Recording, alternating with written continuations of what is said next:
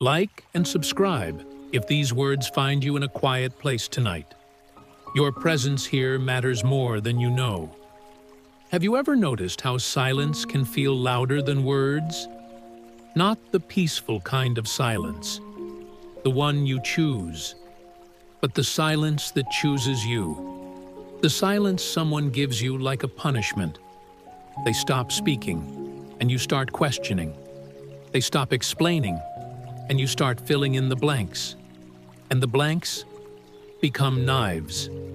You replay every moment, wondering, was it something I said? Something I didn't say? And in that replay, you begin to shrink. Because silence, when used as a weapon, isn't absence. It's pressure. Psychologists call it stonewalling. But you don't need a textbook to know that it feels like being locked out of your own home while you're still standing in the hallway of their heart. Silence cuts in a way that words cannot. Because with words, at least you can fight back.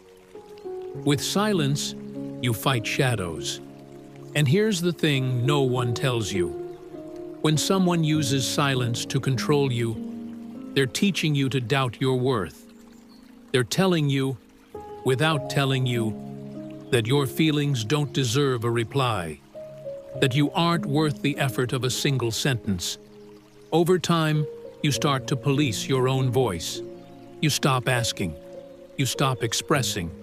You stop existing in the space between you. And that's how silence wins. Not because it's quiet, but because it rewrites your story in their favor. Silence, in the wrong hands, is not a pause. It's a cage. It makes you imagine conversations that never happened. It makes you apologize for things you didn't do.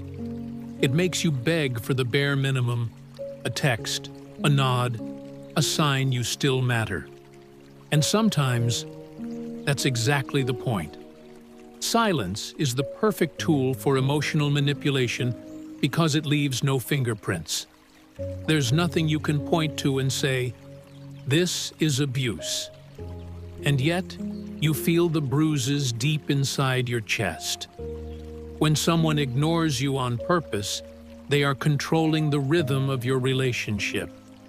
They decide when connection begins and when it ends. They decide when you're allowed to breathe. You learn to tiptoe around their moods, to decode their silences like they're some sacred text. But silence is not sacred. It's a weapon disguised as restraint. And the cruelest part?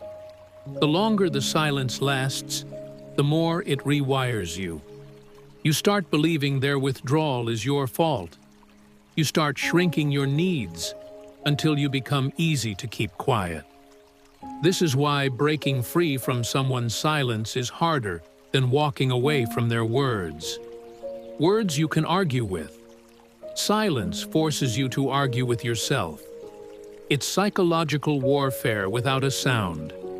Here's what I need you to know. Your worth is not measured in someone else's replies. You are not smaller because they refuse to speak.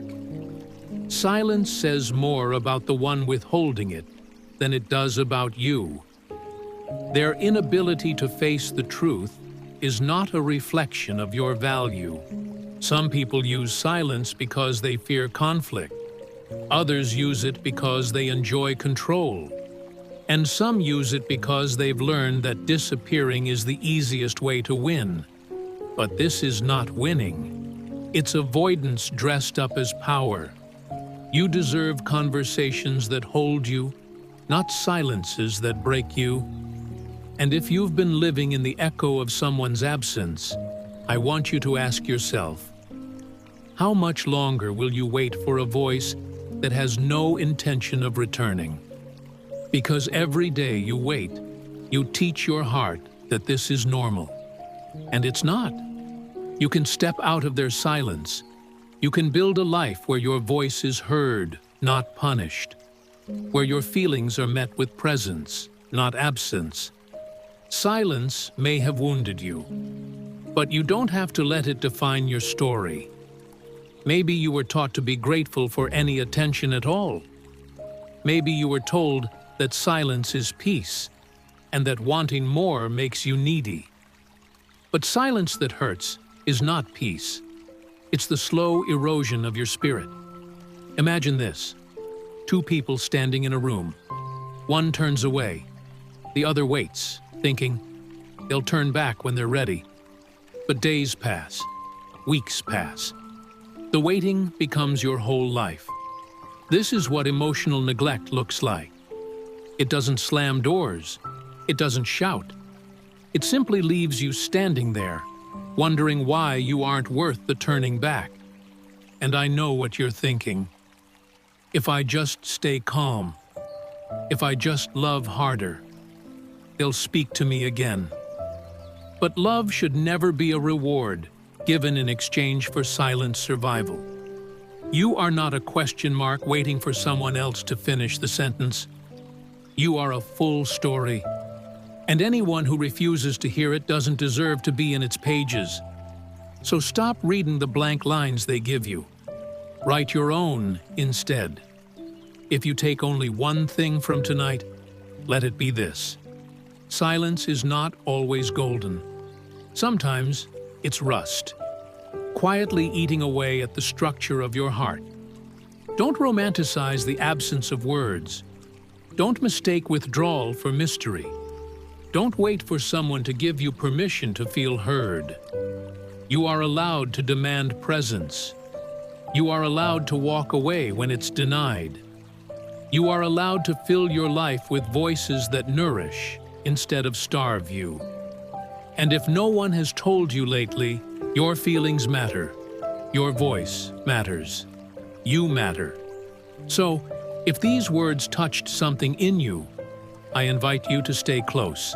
Like, subscribe, and listen to the rest of this series made for hearts like yours. Now, I'll leave you with a few minutes of quiet music, the kind that heals instead of hurts.